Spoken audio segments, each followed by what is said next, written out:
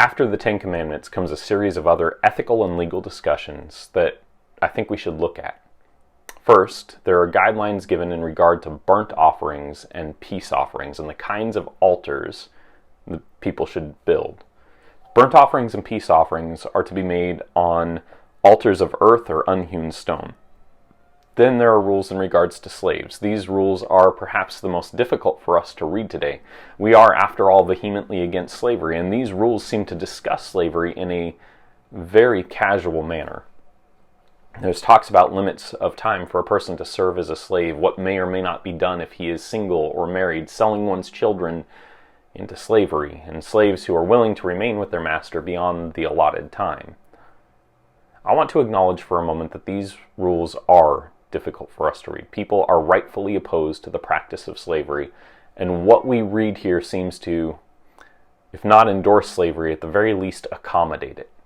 I don't want to be hand-wavy and dismiss those objections, but I want to make 3 points and then move along. I absolutely invite further discussion, but this particular format is not great for in-depth analysis of all the objections to the biblical discussion of slavery and the answers that exist in response to them.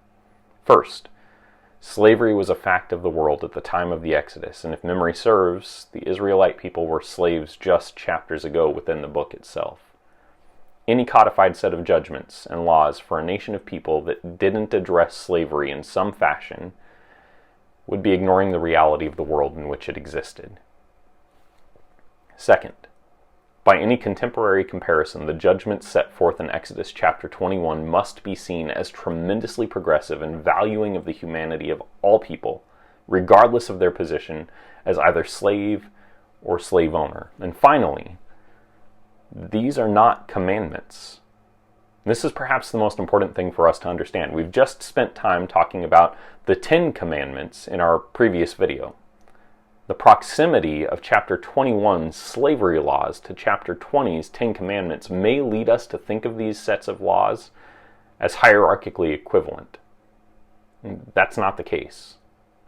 Both are laws, and that much is true. When God commands the people with the 10 Commandments, though, those laws are commands. This is how you must behave. The second set are rulings or judgments, mitzvot in the Hebrew.